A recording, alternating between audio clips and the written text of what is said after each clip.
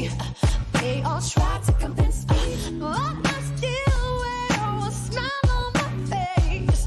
The smile is just a start from a good happy place. Hold on to possibilities of who you wanna be. What you see, what you believe will be your destiny. Like they say, everybody can take this ride. Sometime you must encourage yourself to live the good life. Everybody wants a piece of pie. See, everybody wants the good life. The good life.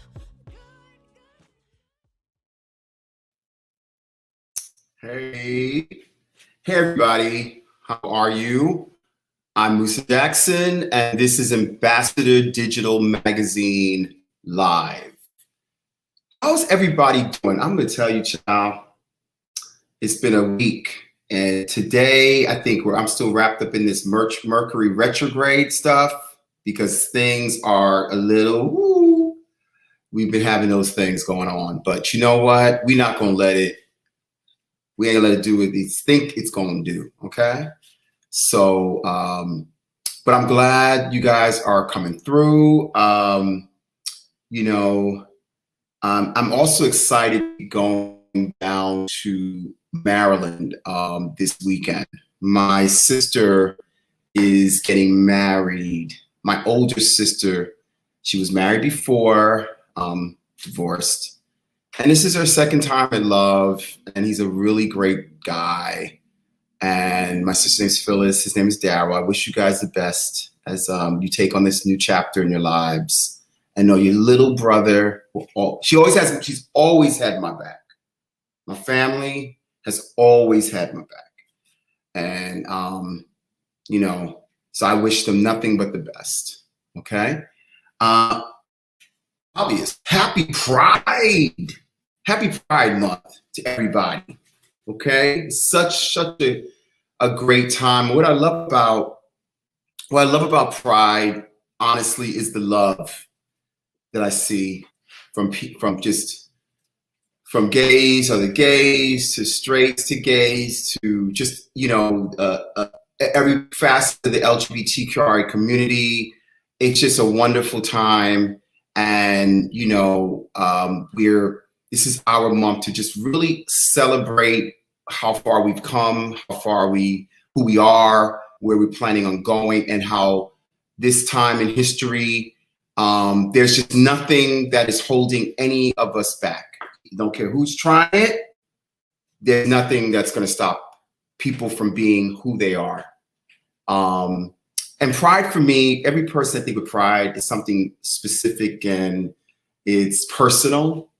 So pride for me, I always think of my mom because I'm blessed to have, she's alive, but have a great mom who's very unconditional she's a Harlem mother. Everybody was her baby. And I remember I came out to her in the 80s, and when it wasn't like, you know, you didn't really do that, but I always had honest, open communication with her, and she was totally cool. It was not a thing. She didn't understand what the fuss was about. And she said something years later to me. She said, as a mother, I just never could understand how you can't love your children.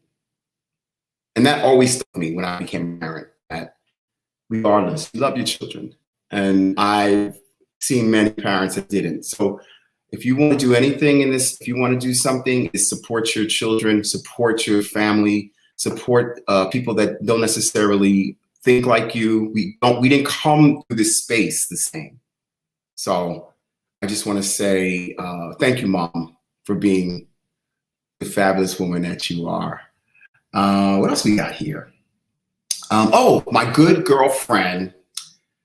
Yeah, there it is. That was what, 2019. Couldn't do nothing last year. It's great that finally this year we can do something, although, you know, even though most people are vaccinated, or a lot of people are vaccinated, there's a whole lot of holdouts. So I won't be doing crazy crowds if they're a crazy crowd, personally, even though I'm vaccinated, just not really trying to do that, okay? Hey, Courtney, how you doing? I'll tell her.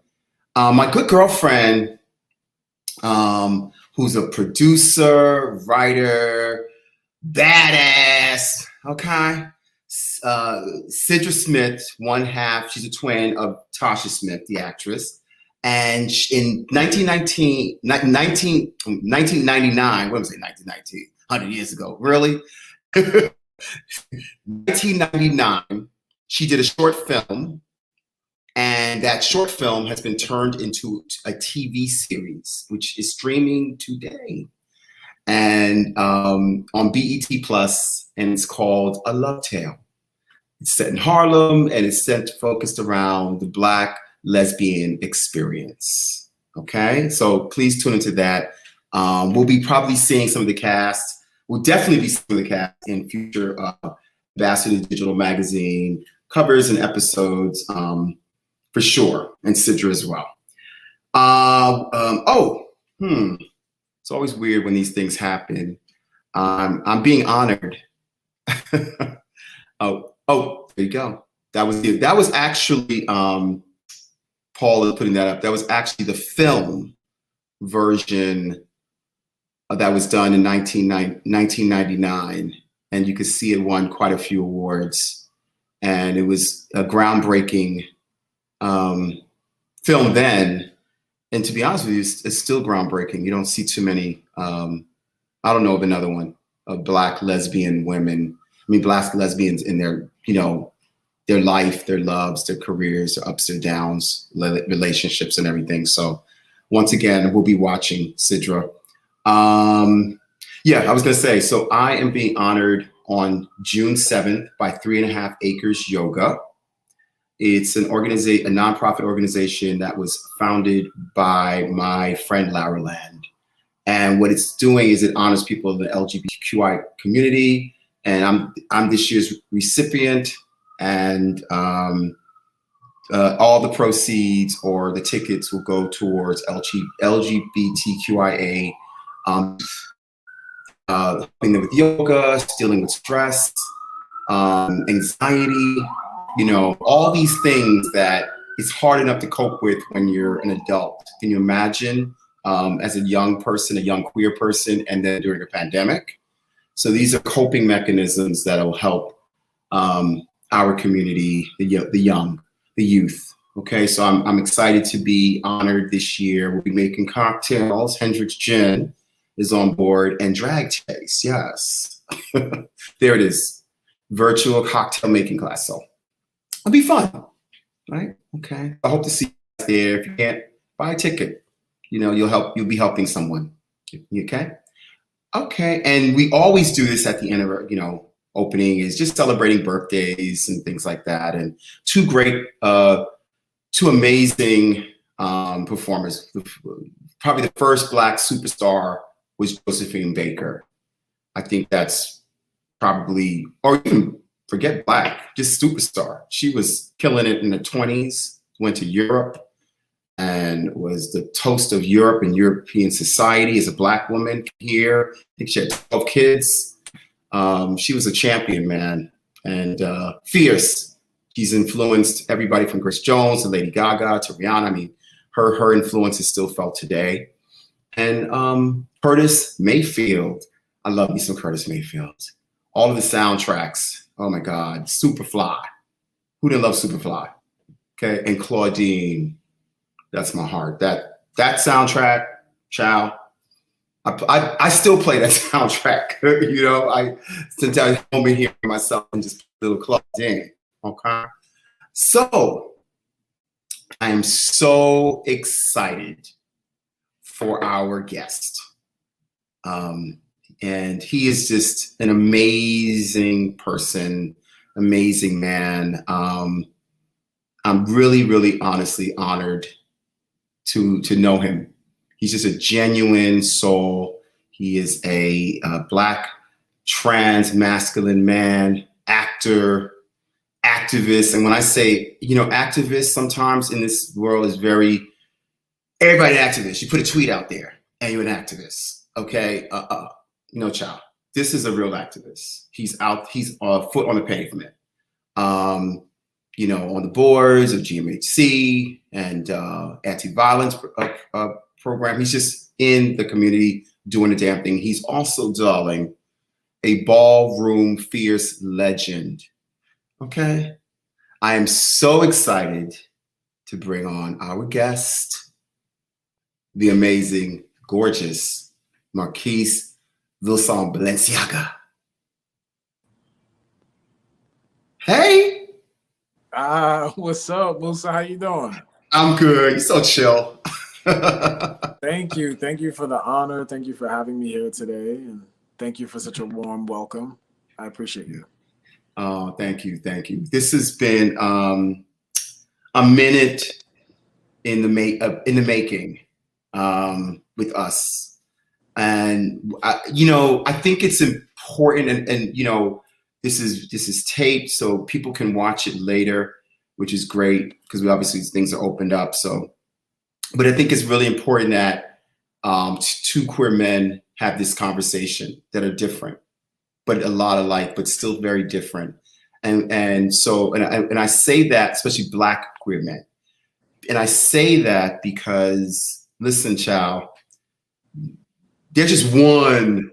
When people are looking at us, they just think there's one thing, like we're all one monolith situation, and that's not true. Right. You know, what we share is we all deserve respect. I feel love, the basics, dignity, and all the other things that come with humanity that I believe that we deserve. And so, you know, it was always so important to me when we met that I wanted to know about you. I wanted to know who you were because you blew me away when I first met you. You know, our mutual friend, I was on a train and I was actually, ironically, I was coming from my sister's who I'm going back tomorrow, who was getting married. See our synchronicity? And I was on the train. It was COVID. I had a mask on. I think it was cold. So I was bundled. And I heard, Musa? And I was like, come on. It's COVID. I'm masked up. I'm incognito. I don't want to talk to nobody. It was Mary. Mary Hodges was an amazing actress, producer, director, badass herself. And we talked for a minute and she said, I love the magazine. She said, there's a guy that you gotta meet. And I said, who? And she said, there's Mary. And he said, Marquise. I gotta put you guys in touch with one another. And she did. And here we are. You know, that story, when you told it to me, it was like, it was so magical. And that's really telling of like the universe and the way things work. Yeah. What's really funny about you telling me that story when you told it to me. So my first television role that I'd ever booked was Law and Order SVU. And she was the judge on that episode. And I remember being in exchange with her in conversation. And she was back because I hadn't acted very long. I had never done TV. I'd never done film. Well, actually, I just booked a role prior to that, but that was for film. But just in terms of the culture of like what that meant, the opportunity to be in a space like that, I'd never been. And this person was just so loving. She was so kind. She just her offering of acknowledging the ability that I had in that moment. And so for that to be the person that you had randomly run into that day, who then said, I think that you should speak to this human being. No, that's the universe, man. There's no other way to describe a moment like that. Yeah, I knew I had to meet you. And, you know, I'm grateful to the universe that I did meet you. And, you know, there's certain people, I've been in the business for a very long time. And, you know, mostly in front of the camera, but a lot of behind the scenes. And one of the things I love is honestly has been privy or a witness or something to people's greatness before they were great or before they had their big big breaks. I've just been very blessed in that way. But I always knew, I would say, okay, God, universe, I'm supposed to be here to have a conversation or something with this person, because that's how it's always been my whole life. And so when I met you, I said, wow, you're really special. I think you have a lot, to offer. And I think people are going to really identify with just obviously with your acting, but also with who you are as a human being. That's what really kind of touched me most. Once I got to see some of the things that you were doing. I know, right? I know, that's cool. Isn't that cool? Yeah. I said, damn, this guy, Courtney, this guy is about his activism. But before we get into that, Marquise, why don't we take it back a little bit? I'm from Harlem. I know you're from the Boogie Down Bronx, right? All day. All day. This is a Bronx brother right here, okay? I could tell a Bronx brother. Boogie all different day, home of hip hop, yo, Bronx all day. Let's go. Okay, so tell us about that. What was that like growing up? So I grew up in the Bronx in the 80s. I was born in 81, so yeah, I'm an 80s baby. But it was, the culture, the energy, the vibe of New York City in the 80s was rough. It was real. You're talking about the HIV/AIDS epidemic. You're talking about the crack cocaine era. It was difficult. I grew up in the projects. I grew up in Edenwald projects in the Bronx, in a neighborhood that's heavily redlined. And then you add on layers like queerness to what that is. Now you got another red line just around you. I recall the 80s as being probably one of the most important moments in time of my life. I think because I lost a parent very early. My father was killed in 1988. And in the 80s, that conversation was, if you're Black, you're going to end up dead or in jail by the time you're 30. And he was 29. Wow. And I was 7 years old. It was the first person that I knew who had been killed. His funeral that I had ever attended. And I think at the age of 7 years, 7 years old, innocence is gone now, because now you have questions. When you were just able to be a child and exist and be and not really worry about those things, suddenly I started to have questions. And I started to get really curious around what it, this sort of blanketed statement that if you're Black, you're going to end up dead or in jail by the time you're 30. So then there was something about my Blackness that was telling me that more than likely I wasn't going to be around very long. And I think that those earlier years of communication around what Blackness meant to me also meant that for me, I could not be who I was. I had to live out loud as quickly as possible, because I wasn't afforded time. I was on borrowed time, or at least the way that I thought about it. So how old were you when you kind of identified as being, say, queer? How were you? I mean, I would say the layers of my queerness were always there. We've had this conversation before, but I feel like maybe by the time I was like 11 or 12, I started to notice other people notice me. I think there was a point that was like, oh, okay, you like to climb trees and you like sports and you like basketball and you like bikes. Okay, now you're 11, 12, 13, 14. You're like, what's going on here? Why are you not showing up the way that we expect you to, or we anticipate you to do so as somebody who's AFAB, right? As somebody who's assigned female actor? Why is that not showing up? And I would probably say, yeah, like 11, 12. That's when I started to notice people noticing me. I was always there. The layers of my queerness were always there. It was just everybody else playing catch up going, oh, now wait a minute. I don't think this baby just a tomboy. Something else is going on here. So, yeah. And we had another conversation about when transitioning, when you started transitioning, and I love how you actually schooled me on that. And and I think, like I said, I want to make this very clear to people, because what happens is when you are, like I said, part of the LGBTQIA community, right? You should know everything about each one of them letters. Because when they ask you, they're asking you because, well, aren't you gay? And I'm like, well, yeah, but I'm not trans. Like, you're not gay, like, you know what I mean? And so Yeah. I say that to say that, so just like I'm, learning as well, I ask those questions because I think other people need to learn and hear what I just said, that, we're not all the same. So how old were you when you really started transitioning? So before we even go that far, just in relation to transitioning and these kinds of questions, I want to make sure that I'm communicating from my own experience. This is my experience. Again, trans people are not a monolith, right? We already know all Black people don't like fried chicken and collard greens. You know what I mean? Like that's that. Well, I'm just saying, as an example, right? Like there's I get it though. you know what I mean? Like there's these ideas that seem to be synonymously true when we have a conversation with one person. Even this, right? Even me being open to having a conversation with you in this way, this is not an approach that I would necessarily say is appropriate to take with every trans person. So I think it's important to say that. But in terms of my own transition, I would say my social transition started at 16.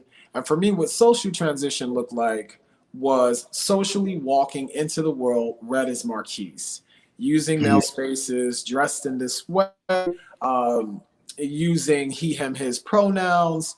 For me, that happened in 1997 at the age of 16. When I finally started my medical transition, I had 8 years lived experience of socially being the person that I was, so that when I started that process at 24 in 2005, I felt myself kind of like, okay, this is a place now where I'm prepared to do this thing.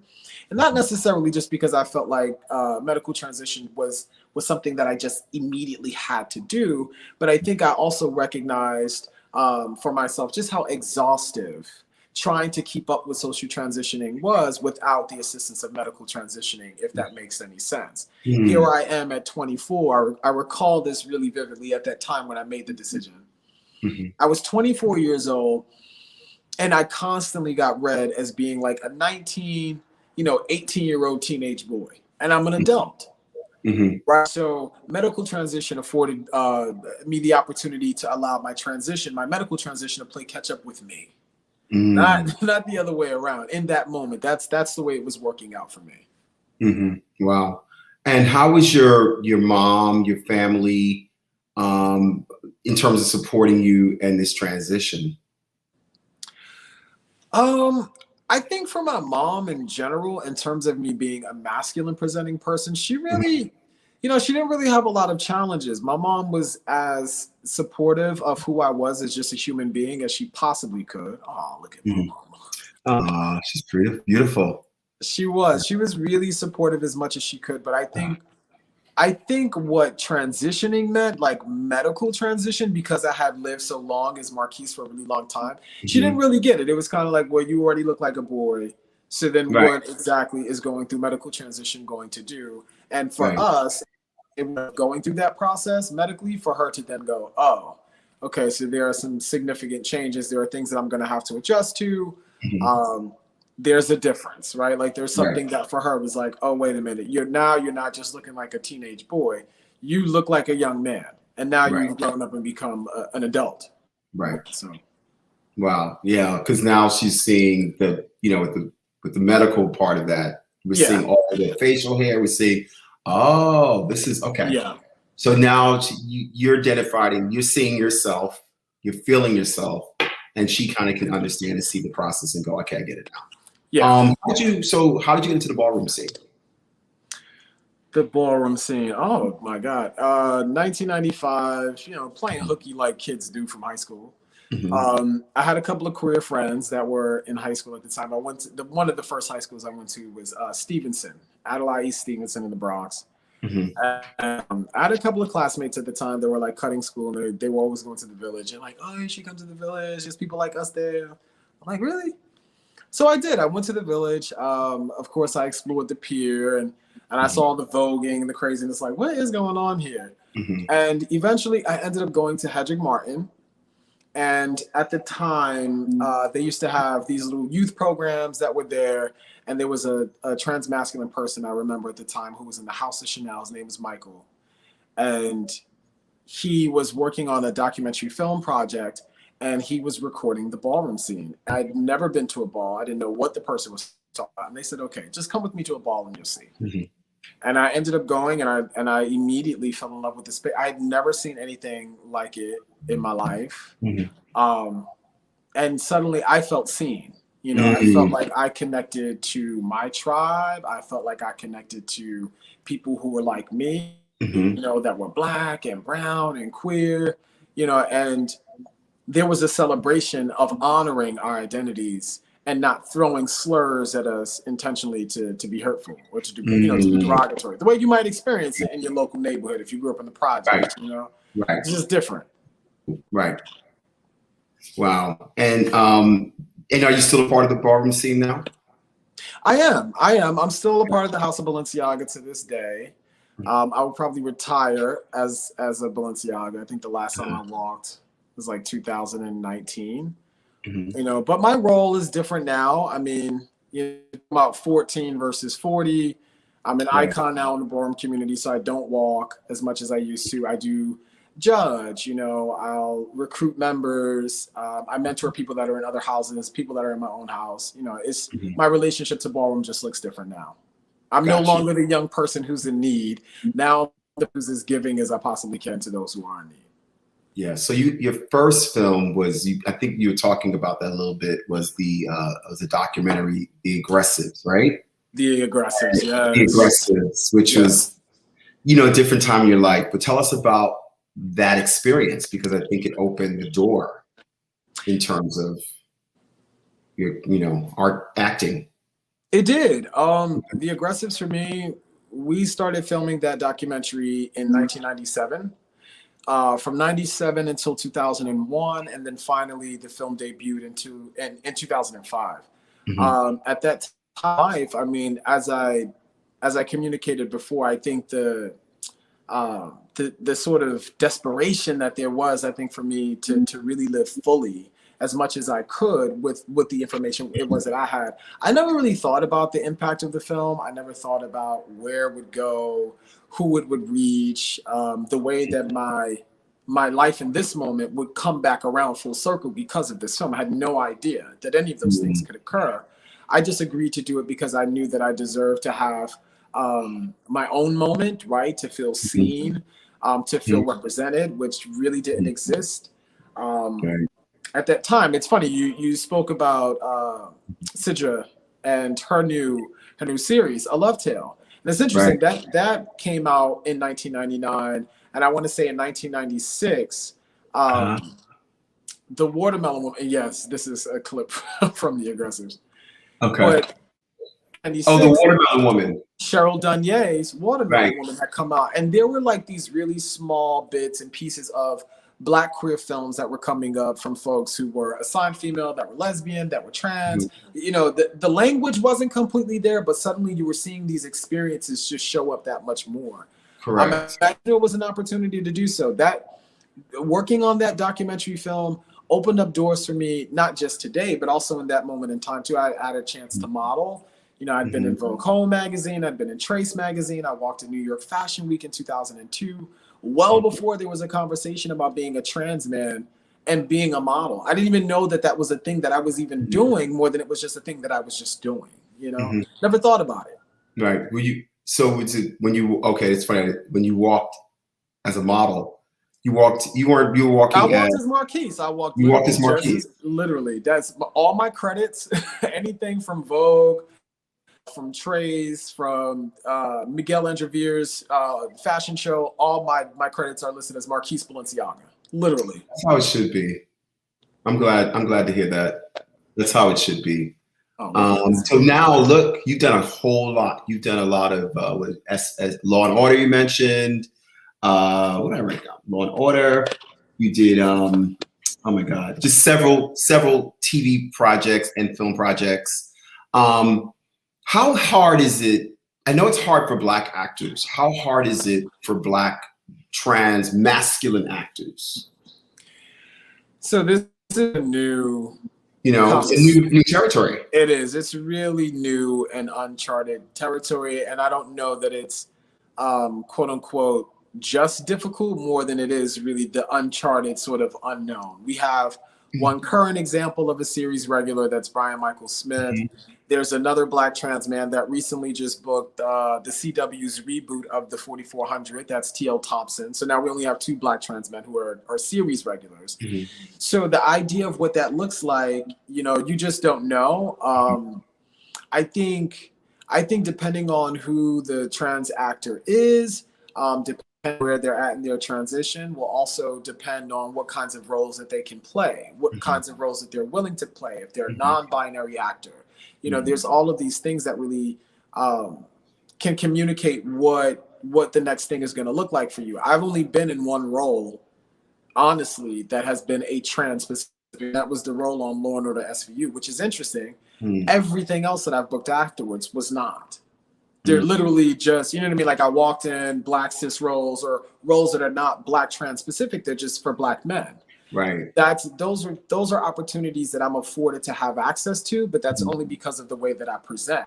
That's not true of every Black trans man who's walking into a casting director's office. So I think one of the biggest challenges right now is communicating that to casting, communicating that, you know, to creatives, to producers, to directors, to get them to think outside of the box, because you're thinking about us is not just me, or is not just a Brian Michael Smith. It's some of those things that exist in between. It's folks who are kind of just at the beginning of their medical transition. And I also hope at some point there'll be way more open casting calls. Right. Because that's the only way that, you know, people are really going to see us, and they'll see the kind of talent there that otherwise has never had an opportunity. I mean, literally, the first time we saw a series regular role for a Black trans man was in 2019. Was that Brian? And that's Brian Michael Smith. Right. So that means where do Black trans men, like, how do you create a career or an avenue for when this is a conversation that's only happening 2 years ago? Right. So, but you're a pioneer. I mean, you know, we don't want to see that. Or you don't, you know, it's like I can say when I was a model, that's what I was in the 80s, was a pioneer. At the time of, you're still who you are. Yeah. You're living who you are. Yes. But the fact is, you had to be there so that for the future. So you're here now, and to have this amazing, to know you, have this amazing conversation with you, and people getting to see you, know, and you living in your truth. You know what I'm saying? Is just, I couldn't have dreamed this. I didn't dream this. I didn't. No. I couldn't dream this, but it's a dream worth having for me. And so I say that and with every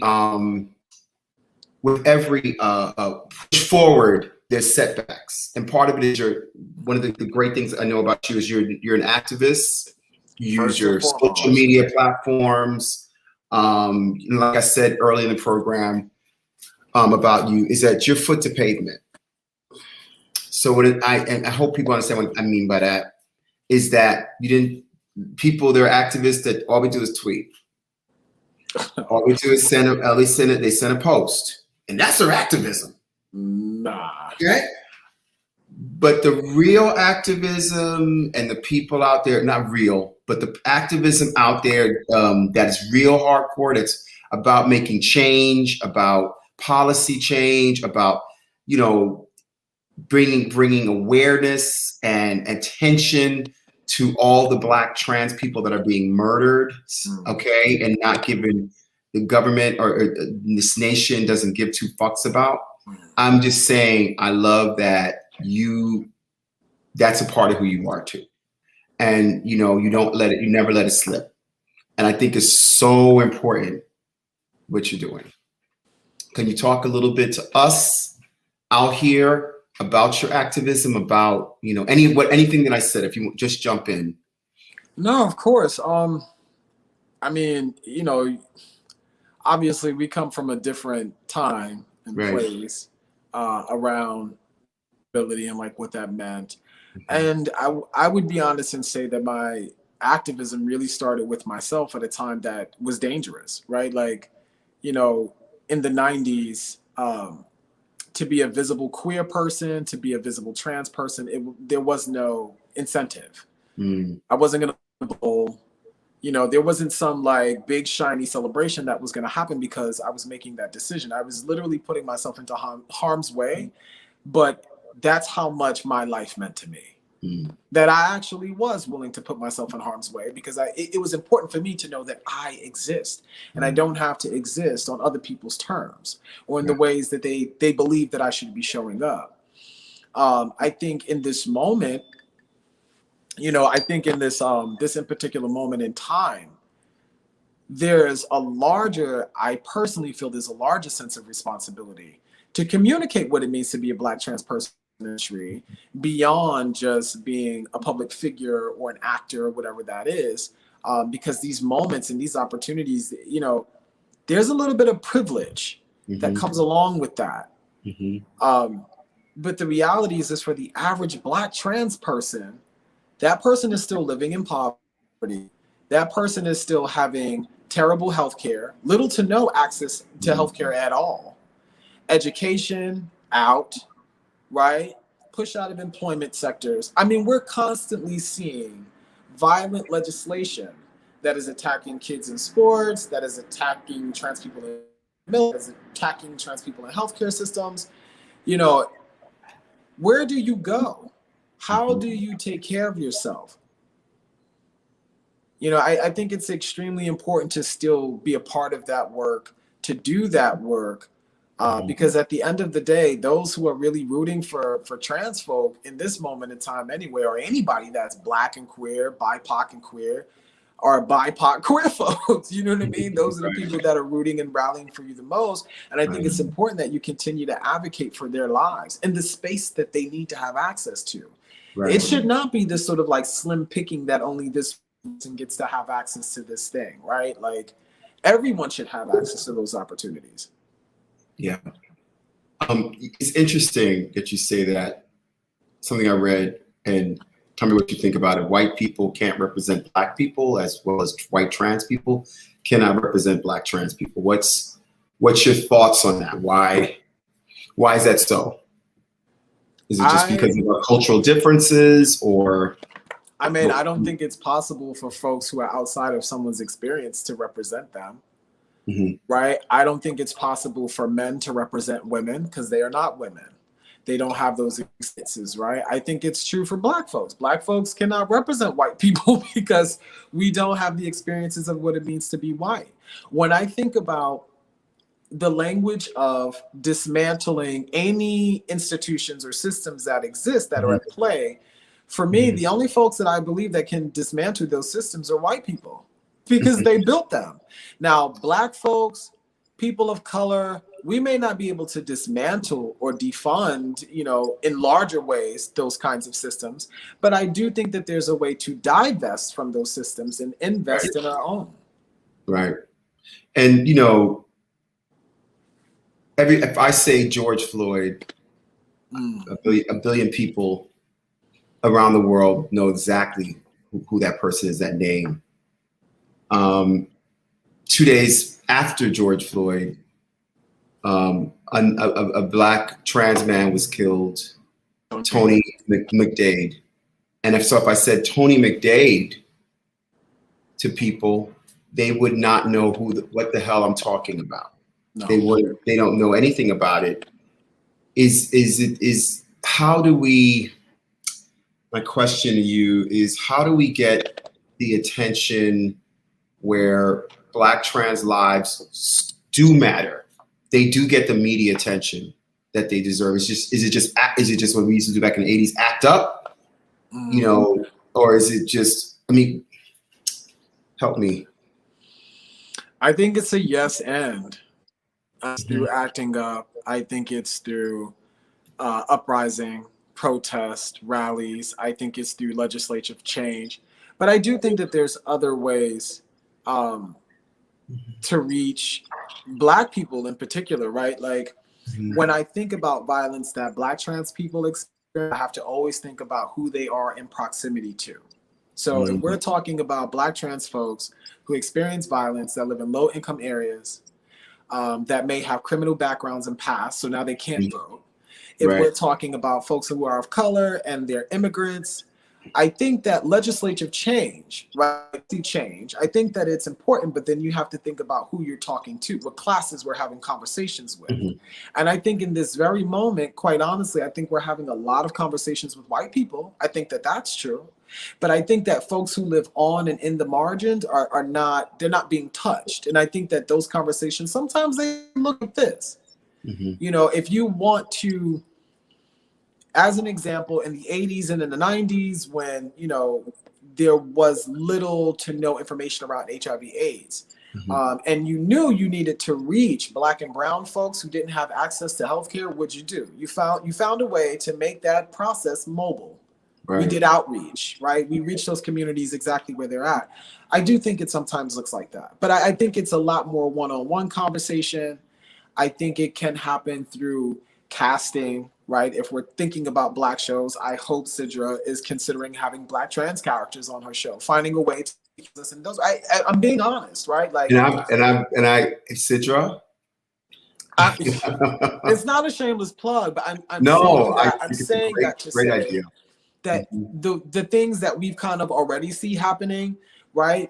Granted, maybe some of it's not always perfect. You know, I think about Star, right? I think about Cotton's character in Star, but I think that there are ways for Black people to really be in conversation with trans folk, and I do think it looks a lot like this. I don't necessarily think it looks just, you know, just like what it means to be showing up when it comes to your congressmen and your city councils and your state senates. I think kinds of actions are super important, but that's long game. Right. I want us to keep it in mind. That is long game. For a Black trans person, for a Black trans woman who's trying to go outside to the bodega to get a chopped cheese, she don't have long game. She got the next 5 minutes. From the moment that she walks out of her door, she's going to be met with. We're having this one-on-one conversation right now, and I got a call from my gay daughter, who's a Black trans woman, at 9:30 this morning, telling me how she got jumped by 2 straight boys. Just being Black and trans. So being Black and trans. It is. It's a yes and. I think it's a constant. So that really leads me to my next question in this. What would you say to the Black cis community about being Black and trans? I'm still Black. We're still Black. We have the same issues, and I think it is completely divisive to somehow dehumanize Black trans people because they don't show up in the ways that you want them to, right? Their gender. At the end of the day, we're targeted for violence, not just obviously by way of people of color, and definitely Black men. I have to be transparent and say that, but also by police. I don't know how many times I heard of a Black trans woman saying that just from standing on a corner, a police officer assumed that she was doing sex work. For real? Now, granted, I understand, right, that for some folks, yes, survival sex work is a thing that you may need to do in order to take care of yourself, but for that to be an automatic assumption, so now you have a white officer or whoever that police officer is attacking you under the impression or the gaze that you are attempting to do sex work, right? It's no different than if you are a Black man walking through a department store. You're here, you must be stealing. Right. Because I can tell you right now, white trans people definitely don't have the same experience as Black trans people because race is real. Race is always going to be at the center of every conversation in the way that we're treated in this world. You don't see white trans people getting murdered at the same rate as Black trans folk, now do you? Right. I'm not saying that they don't experience violence. I'm saying that violence looks real different. Wow. Okay. This is why it's so imperative that we have these conversations, and that I say this to anybody that's watching, it's just a conversation. Like, Marquise and I met, you know, maybe six months ago. And, you know, I personally learned so much, okay, that I want to learn, But I've learned so much from him about what life is like for, for a part of our community that is, if we're marginalized, they're really, really marginalized. And that's some shit, man. When I think about it, when I say this to my cis family, and I have many out there. I said, listen, we're all in this together, really. And, just take the time to get to know somebody. Do not objectify them. Do not marginalize their existence, like you don't want to be, And if you can do that, if you can be open enough to do that, it will change your life. It really will. And I know that from experience. I know that from my mommy, who's a cis woman, and my brothers and sisters, they're all straight. And honey, don't mess with their people, honey. They'll tell your ass off. My sister's Cookie, and she'll tell your ass off. She used to be up in the garage back in the day, and she'd be like, say, honey, don't come for them. So it's like, it's just getting to know one another, to really stand firm with every, this is the. And I think that also goes for like, lesbian women and folks who are also part of queer plus community who don't identify with transness, who don't experience gender dysphoria or are not, gender fluid or in whatever those ways may be. I think that applies to all of us, right? Like you said something very specific earlier that nailed it. Queer people are not like some fucking monolith, right? Like, let's be honest. I mean, to be a queer person is kind of like what it means to be Black. So we all go to the family reunion, which is gay pride. People do their judge, whatever they do there, and then you don't see each other again for a whole nother year. It's very seldom that we're actually occupying space at the same time. That's How right. often do we do this? And get to know one another. And get to know one another. Right. And some of the things that that really affect each one of us, how we can support. It's really, I think it's imperative that we support the Black trans community. I think it's imperative, I'll say it again, that we support the Black trans community. And like I said, it's one of the reasons why I had to have you on, because of how you show up in the world and how you make it very clear. A lot of people can't explain certain things because they don't have the language or, but you do. And you make it easier for people, even like myself, who might find themselves in spaces where they go, I don't really understand, but okay. And you help me to get past that. And so I think it's really important that we got to continue the work. We have to continue the work, my friend. Yeah. So here's the time of the show where we bring on the photographer. I see Mr. Frank. Oh, yeah. I see Mr. Frank and that smile. Hi, Frank. Can you hear? Oh, we can't hear you. We can see your beautiful face. We just can't hear you. How are you guys? Good. There you go. Great. How are you? Looking good. I'm doing well. Thank you. It's a pleasure to see you. I'm so happy to see you again after working with you. I appreciate you. I had a great experience, and I'm excited to see what you've come up with. I'm excited for you to see. I also had a great experience. We had a really great day. It was a lot of fun, great chemistry, and you were as nice can be. And I'm really looking forward to seeing your reactions to some of the images. Yeah, me too. Wait, hold 1 second, y'all. All we got is. And I always say this. I know that the talent is not judging my photography. You're pretty much going to judge yourself. So don't worry. I think you're going to love them. But okay, yeah, I think so too. We're the hardest on ourselves. Okay. Okay. So here we go. Here we go. Look at Mercury. Uh-oh. Wow. We need a drum roll. Oh, wow. That I Beautiful. was not expecting. Gorgeous. Gorgeous. Frank, you are a genius. It looks beautiful. I look Gorgeous. Thank you. You look amazing. Like, damn. That is amazing. These are great. Amazing. Beautiful. You have the most beautiful skin. It's like zero retouching. Right. Right. We talked about that, Frank. His Thank skin you. is just flawless, y'all. They lie. Flawless.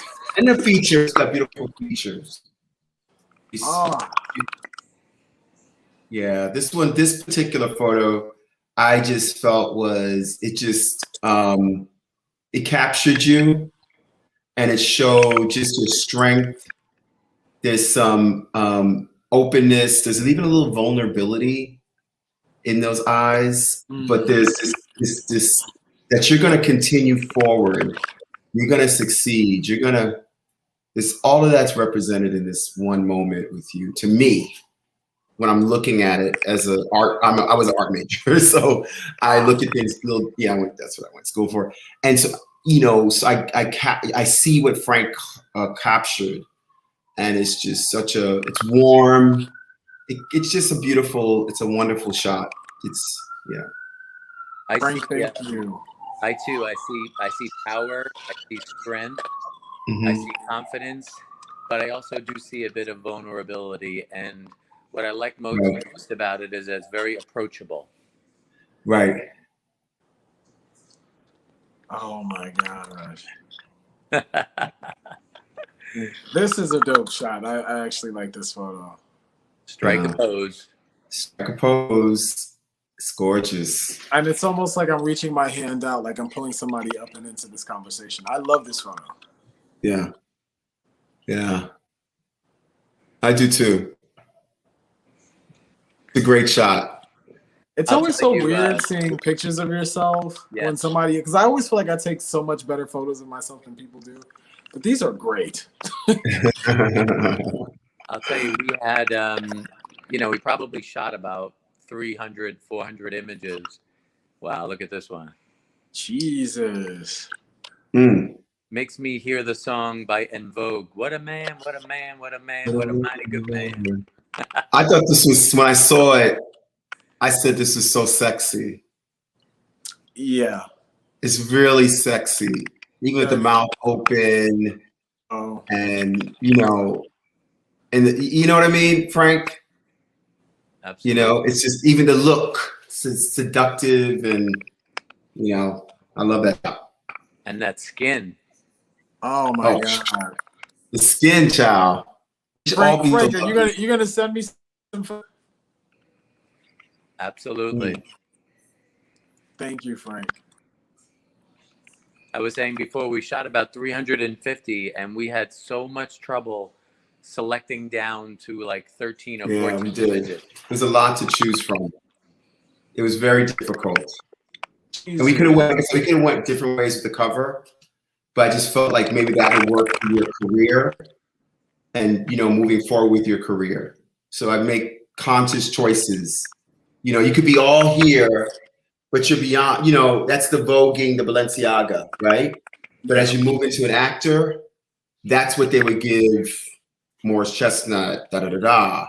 Why put you here, as opposed to showing you as how you really show up? And that was my choice and why I picked that particular cover. It'll last you. It'll last. Thank you so much. You're welcome. This is a great shot. So, what's that? Oh shit! This reminds me a little bit of that gay, not cartoon. You know what I'm talking about? Tom Finland-ish. I have no idea. Tom Finland. Oh, it's a good shot though. A little Tom Finland-ish. Okay. The hood version. The hood version. Word. The hood version. No, I love these. It's very you. Yeah, well, I could definitely, working with you, you can definitely see your acting ability. Like you really you really know how to connect with the camera. Yeah. I know you said you were uncomfortable, but from my experience, you're a natural. Absolutely. Thank you. Absolutely. I had a lot of good direction, aka Musa Jackson. Oh, you pulled that up. You know what? Oh, you a mess. Oh All my a mess, God. honey.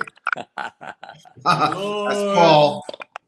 You see what I'm saying? You Mr. can't take Frank. queer people nowhere. Can't take us to nowhere. Just nowhere. Musa and I always go back to our classic references. Right. No, so beautiful.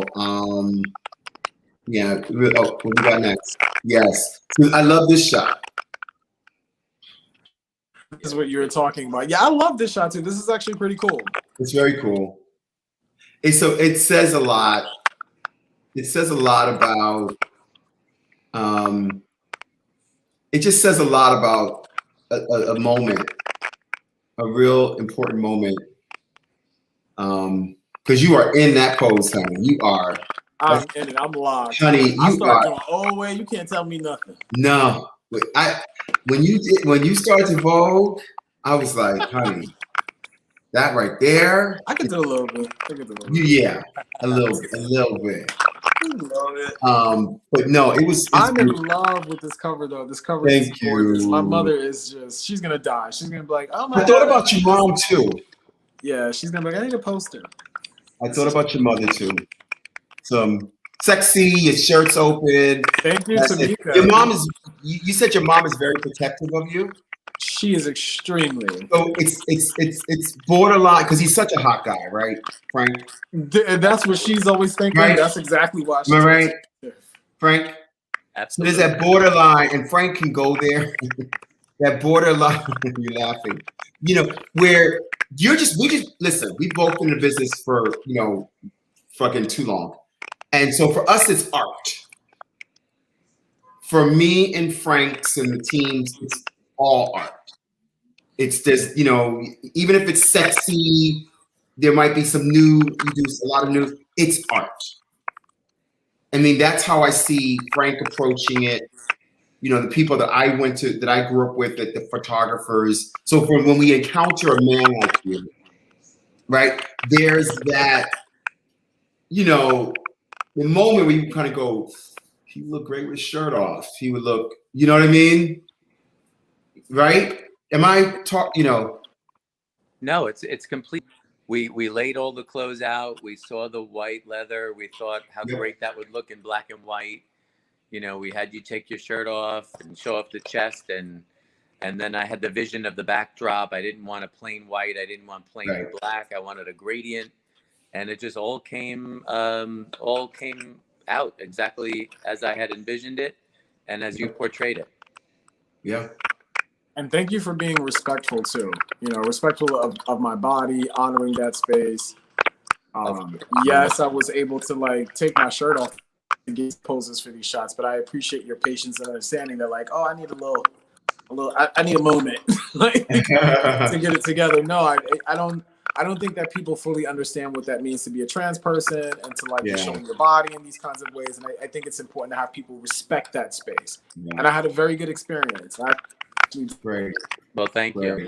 I'm happy that you felt comfortable and that we created an environment for you. Yeah, that's so important. I love this shot, Frank. Sexy. I love this shot. That's so dope. Yes. That's really dope. Confident. Oh my God. Isn't that so dope? Isn't that so dope? That's really dope. They are. Oh my God. Really, they all are. But that, you slay. It's just wild to see your own image. To see yourself. Yeah. And take it in immediately.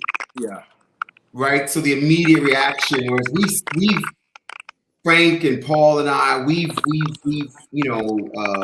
in love with all this. We've had a couple of weeks, right, to just look over them and gaga over them. But he's just seeing them for the first time, and it's like you take it in. And how does that feel? Amazing. I mean, mostly because I don't, I don't model. I don't take a lot of photos Right. much these days in my life. Like very seldomly I'll do things here and there, but I'm always just like, wait, what? This Yeah. was definitely different. This is the first cover that I've ever done. And it was important for me to, no, please, thank you so much. It was really important for me though, to actually do my first cover and it be black and brown, queer owned. That was like extremely important to me. So, and also like, folks like Tracy Africa Norman have graced your cover, which for Miss me Tracy. is like, that's the sell. I don't need else. Yes, I love it. I've definitely watched Ambassador Magazine. I've seen your other covers. I know your work. And I love how fully your magazine honors blackness and honors queerness and honors all kinds of bodies. Just beautiful in that way. Yeah. It was an honor for this to be my first cover. Thank you. Thank you. And we're honored to have you on our cover. Frank, you did an epic job. Absolutely epic job. I knew that when we were doing this, I said, it's Frank. Beautiful man, body, it's just certain, the black and white, there's certain people that you just know, putting the right people together. And you totally delivered, as you always do. Always do. And so we thank you. Also, Courtney, you were great as an assistant. Oh, there's Tracy. Oh my God. Little Miss Tracy. She is the ultimate trans icon, pioneer, all of the things. She is somebody who I admire, who I adore, who I respect. Yeah. There's no one higher than Tracy Africa Norman in my life. Yeah, she loves you too. I just want to give a shout out to Mark Baptiste, who shot the cover, as well as Douglas Says, who's the designer. She's wearing the designer. And of course, Tracy, I love you to death. But Marquise, just, you always, as we grow, God willing, where this takes Ambassador goes, you always have a home here. You always have a platform. We will continue to follow your career. I see you as someone, I told you this before when I first met you, when you walked through my door, I said to you, you're gonna break fucking boundaries. I said, you're gonna change the fucking game. And I just know that there's something out there for you. It's a guttural feeling. It's an instinct. And it's just gonna be spectacular. So don't forget about us. I won't. I absolutely won't. I absolutely won't. Please. I know where you live. I will come Okay. All right. to your house. Right, Frank? Come straight to Harlem. Well, thank you, baby. So we'll be following you. I want to ask you one last question, maybe before we part. One last question I think is important too. Just as we wrap up, and we've had conversation about the trans community. What would you say we could do for the Black trans community? I would like to end there. I think there are so many different things that people can do for Black trans folk. Mm-hmm. But I think one of the I have found to be very helpful is exactly what this is. Creating a friendship, getting to know someone who's Black and trans that is not transactional. Mm-hmm. When I say transactional, I just don't mean sex working in a dating capacity. Mm-hmm. I mean feeling like the only way that you can show up for that person is if you give them a donation. That doesn't give you an opportunity to meet the human being. Right. So if you ever have an opportunity, if you have a chance, share space with somebody who's trans. Just have a conversation. You never know exactly what it is that you might have in common, what you might learn about that person, and mm-hmm. what they might learn about you that they did not know. The same way that cis people might have ideas about trans folk, we have ideas about y'all too. Sometimes we don't always feel set. I'm being honest, right? Like no. we don't always feel safe around cis people. I'm not always trusting of cis people. And sometimes I have to break that down and figure out exactly where that's coming from and allow myself to be trusting of a person to say, you know what, actually, you're all right. I took the time out to get to know you for 6 to 8 months, like just as a human being. Correct. And we landed here. But there's so much more we've gotten to learn about each other besides whether or not, you know, I can take a great picture and you get a great shot. You know what I mean? Like we know a hell of a lot more about each other now. Right. True. You know. Well, thank you so much, Marquise, for coming on our show. We'll be posting this, I think tonight normally tonight, if not by tomorrow, we post. And so we'll be sending out the package, Frank, everybody. Just post, spread the word. You know, we're, like I said, we're, you know, this is what we do.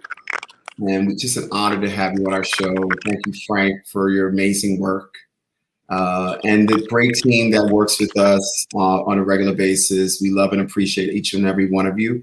And the people that support us, we thank you so much. And, you know, of what we're about. There's Tamika. Thank you, Tamika. And, you know, and it's all about what she just said, your vulnerability and sharing your love. You're dope. That's dope. She a Harlem girl. Tamika, a Harlem girl. Okay. And so I just want to say anyway, thank you guys for showing up tonight. And we're going to get out of retrograde. Okay. It's a hot mess. And happy Pride. Yes. Happy Pride Month. Happy Pride, everybody.